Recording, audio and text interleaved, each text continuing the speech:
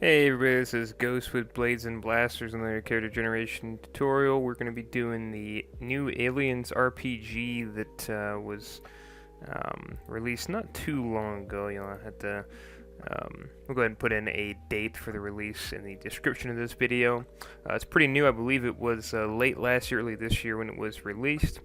But it's pretty hot on Drive-Thru RPG right now, so figured to get a character generation tutorial out there. We also intend at some point to go ahead and run this particular game at some point. No, nothing official in the works yet, but it is interesting. So for Aliens RPG, oh, also before we go forward, gonna be having some just simple background music to fill the dead air. From Lo-Fi Hip Hop, which is through Chilled Cow on YouTube. So nothing official there, just wanted to give credit where it's due. Alright, so let's go ahead and get into it. So Aliens RPG, if you're geeked out, you know what Aliens is. Good old Ripley back in the 80s and 90s. Great movies, great horror movies, action movies was what Aliens was more like. So I think it's more in the concept of being able to do both this game, but it is based on the Aliens franchise. So we're just going to be doing a character creation. I'll give some basic ideas of how the dice pool works. If you're familiar with Coriolis in Mutant Year Zero, it's similar to that, in which you have a dice pool of what is essentially d6 dice, which you build from attributes and skills if you have relative skills or relevant skills. And then, of course, incorporating talents if they let you do anything else, any kind of other details like that. If you roll a 6 on a die, it counts as a success. If you roll multiple 6s, you get to do stunts. If you roll no 6s, you failed. And there's also a panic mechanic. Bit of a nice rhyme there, but also a panic mechanic in which you get what are called stress dice. These stress dice are added to your dice pool, so stress is kind of a double-edged sword, where stress helps us focus and be more detail-oriented in any kind of particular duties when we're under pressure. If you become too stressed, you snap. And in this game, very literally, you can panic and horrible things can happen, such as attacking your friends, going catatonic and falling on your face and passing out, or being frozen for a round of combat, more tame things, things like that. So you don't want to break, but at the same time, some stress is good, helps you propel forward. There's also a mechanic for pushing rolls in which you can increase your stress level in order to re-roll dice on the dice check you're trying to make. So I'm not going to go through everything for the game itself. I recommend you look into purchasing the core rulebook if it's something that interests you as far as the setting, or if you're a fan of either Coriolis, Mutant Year Zero, or similar games where you build dice. I'm going to turn this music down just a little bit. So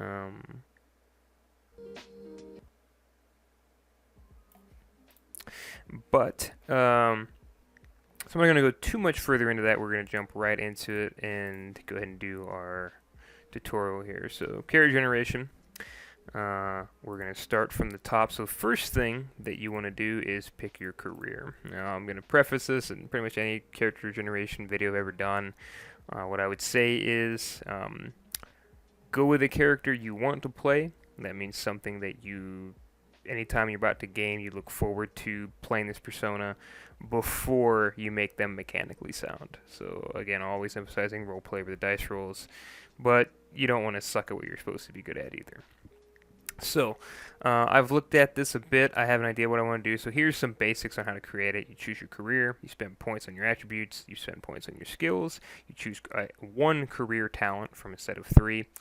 Name, appearance, things like that. We're not going to worry too much about anything past the career talent or anything like that. I will go into a little bit of what the other details are because they drive roleplay, and then we'll kind of touch on those at the end of the video, but I'll go ahead and do the meat of everything first and follow up. So, first choice is career. There are several set careers. We have a lovely table of contents in the PDF here.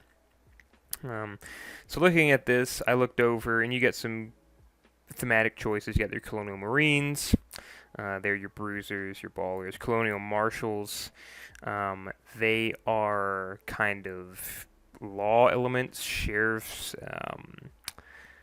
things like that, but they're typically in the back pocket of the corporate-run society that is the future in Aliens. You've got your agents; they're company men. They're trying to get some things done and advance themselves. You've got Kid, which I thought was an interesting one. It makes sense though, thematically from Aliens, the young girl. So Kid is a choice that you have as well. Medic, that one's pretty straightforward. Officer, same thing. Um, Somebody who's in charge of a crew or um, a unit of people. Pilot, again. Roughneck is an interesting one. That's kind of a working class type, and then you've got your scientists. Again, these are your geeks, your specialists, things like that. I'm gonna go to Roughneck. Roughneck is one that I found interesting. So, what does it say about the Roughneck if we scroll down here? What they are. So, they're manual labor on the frontier. So, these are just like contractors, basically, space contractors. So, um, personal agenda. Again, this is something for roleplay purposes. It's something your GM can use to influence, influence you, and also it should influence you as well as to how your character is going to react in certain situations. So we're going to go with the simple one here. Downtime matters, and that'll be our agenda. Did not copy in. There we go.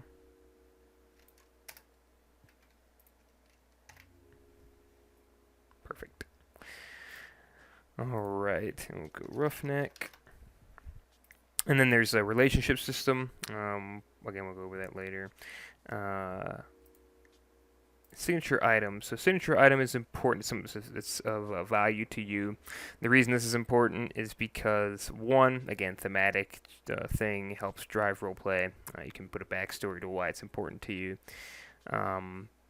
But also, there's a couple different modes of play for Aliens. One is cinematic, and that's where it's typically kind of one shot or short campaign, like a couple session games, or a campaign, which is the longer variant. In cinematic, I think it's once per encounter or scene. You can do a recovery type detail where you touch or hold your signature item and it calms you down, lowering your stress level mechanically. Once per session in campaign level of games, you can do that, whereas cinematic is like once per scene or something. So this is important for a couple different reasons. I'm going to use Tool Belt. I'm going to say our Roughneck did not marry because he was married to his work and likes to make his cash. So put that there. He loves his tool belt. Appearance, I'm not going to go too much into that. You can do anything. I guess if I had to pick, I'd probably just say Mirthless Eyes. Life's hard out here on the frontier. Gear, that helps determine a few different things for what you have available at first. We're going to do a cutting torch. It's a space welder, I guess. And secondly, we will do a stash of hard liquor, because you gotta drink sometimes. Righto. Alright, so that's done. So now we look at what it says for key attributes and key skills. So, key attribute is strength.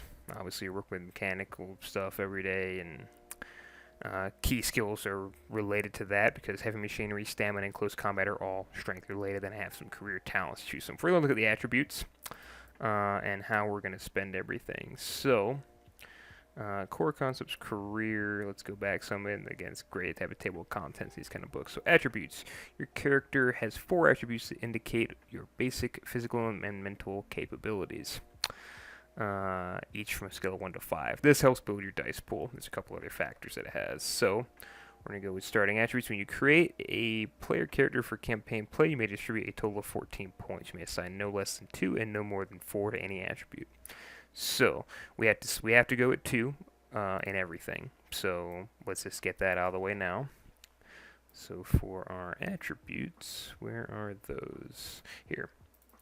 2, 2, 2, 2.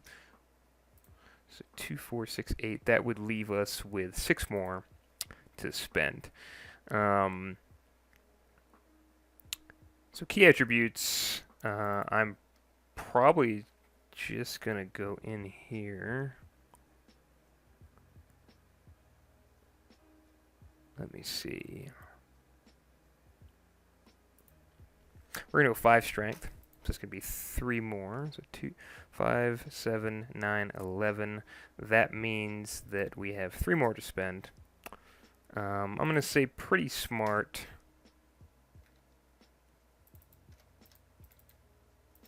And fairly agile, but maybe not the most empathetic person. You like to. I figured downtime, you want to get away from people. So a bit of a loner in the group setting. Not always the best idea, but we'll work with people. So this is our attribute pool. So make sure it adds up. 9, 11, 14. So we've got our 14 attributes spent. And because it's a key attribute, I can put 5 in it for strength. So that's why I've done that. I want to be able to succeed with what I'm supposed to be good at. You can see there's a sidebar for androids as well. I'm not going to do an android character generation unless it's requested. There's really not a whole lot of difference. They basically just get a +3 bonus to attributes of their choice after the 14 attribute points have been assigned. It can reach a maximum score of 8, so androids can rock on. But sidebar, there's a couple different things that are drawbacks to androids. And that would be that they can't push any skill rolls, so you can't re-roll anything. You don't get a signature item, you don't suffer any panic, and you suffer damage differently. So you also, if people don't know you're an android, you can cause them to roll panic as well, because androids are fucking spooky. Pardon my language. So there are pros and cons to android. You get better base rolls, definitely, than humans, but you don't get to take advantage of the stress mechanic. And depending on things, you can actually force stress on your other allies. So, bit of give and take. I won't roll one up just yet, but maybe later on if it's requested. Skills. So skills are knowledge and abilities. So these are basically just helping build your dice pool further for certain actions.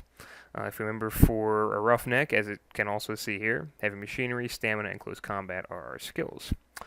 There are 12 skills in the game. They're measured by a skill scale on 0 to 5. Higher number, the better. So when you create your character campaign, you get a total of 10 points amongst your skills. You can assign up to 3 points to each of the skills listed for your career. So we could just go 3, 3, and 3. We may do that. Let me take a look further here. You can also assign a single point. Let's see. You can assign a single point each to any other skills you choose. You can increase your skills during the game. So you're encouraged to actually go heavy into your skills, but you might want to be more rounded for certain reasons. You may not want to completely suck at certain things going forward, because this isn't a game about you just doing your job after all. So we are going to operate heavy machinery well, though. So 3 of our 10 are going to heavy machinery right away. And then our other 2 are stamina and close combat. I like stamina because that's going to be, you got to get out of there, you got to get rolling. And then close combat is there. So you'll see they're kind of grouped up into what was appropriate for them. So it's kind of 3 skills to each of the attributes. Close combat I'm going to put to a 1, actually. I feel like my 5 dice pool is enough. And as a roughneck, are you really getting into that many scrapes? I mean, if I'm in downtime, I'm probably not. So I can assign 1 each to several others. I'm going to say survival and observation. I'm going to put 1 in. 3, 6, 7, 8, 9. So I have 1 more to go. Reason for these 2 would be because survival, I might work some difficult jobs where the environment's not really great. Some bad things can happen. I got to fend for myself until I get saved or rescued by whatever the rest of my company is doing. And then observation. You got to be aware of things when you're out into space and recognize issues with the technology itself. Familiarity of it. And then where would I put my last one? I'm going to go ahead and go into mobility. Reason for that being same kind of thing. It probably ties into my work where I have to kind of be mobile to get around and move around, even in zero G, so that I'm not hitting my head and getting injured on everything. So, um, all right. So I've got my skills set here. And let's go ahead and see back up. So we've spent points on we've chosen our career, we spent points on attributes, we spent points on skills, and now we're going to choose a career talent. So Roughnecks, as we scroll down here, have 3 career talents to choose from. It's Resilient, the Long Haul, and True Grit. So we're going to go take a look at those before we make our decision. So talents, and it sorts them out by career, which is very convenient. Again, I will say that the Aliens RPG core rulebook is very well laid out. It's not hard to find anything, so I can definitely recommend a PDF copy of it. Sometimes that is an issue on certain PDFs, either not having one or it's being poorly organized. And there are certainly some that I could point to that have that issue, but not so here. So very well laid out PDF, great work done. Looking here, Roughneck talents. So Resilient is a very good one if you are involved in scrapes where you suffer damage.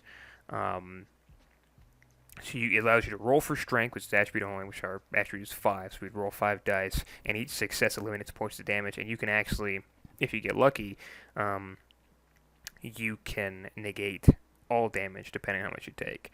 So that's pretty good. Something to consider, definitely. The Long Haul, you've seen it, done it. Nothing surprises you. Once per act in cinematic play and once per game, session, and campaign play, you may ignore all panic from a single roll. So that's pretty useful as well. And then True Grit, you can push any skill roll based on strength twice, not just once. Like other characters, each push increases your strength roll by 1. So that's a reroll. Pretty much all of them have mechanics like that one, which is a built-in skill reroll. So normally you can only push once, but there are certain talents that you can take that allow you to push a roll twice, which can be useful. Again, it increases your chance of success. Pushed rolls are effectively rerolls of the skill roll itself, and obviously with any reroll you're more likely to succeed, more likely to panic as well potentially, but that's the risk you take. I'm going to take Resilient. I would say that this person, one, because it's very useful, but I'd say this person has probably suffered a fair bit of hardship depending on the situation that they're in. Likely gave up a lot of other things in life to get where they are, for get out here and work in what's valuable work, but probably keeps them away long periods of time and they can't really build much of a social life. So Resilient. And I did say I would touch on a few of the other things. So personal agenda we touched on earlier. I kind of did that one out of turn. Relationships. So relationships is another point for roleplay purposes that helps you kind of establish, what your character is about, your interactions with other PCs, and that can help drive roleplay. So buddies and rivals, they can create interesting situations in the game. So that would just kind of, again, it's more of a roleplay thing to help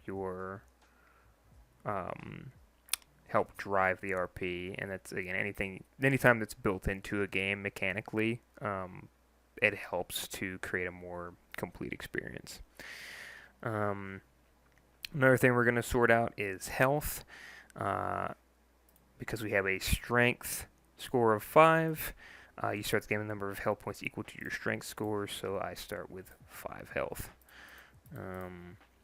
Stress, that increases incrementally, so I'm not going to worry about touching that. And these are all other conditions and side effects that will inevitably happen to someone who plays here. But that is for our that's it for our roughneck character, Charge In. But that is a basics of putting together a character in Aliens. Again, if there's more you want to know about the system, I highly recommend going in and taking a look about purchasing this through Drive-Thru RPG. If it's a system that interests you, again, kind of basic similarities with Coriolis, as well as MYZ, Mutant Year Zero.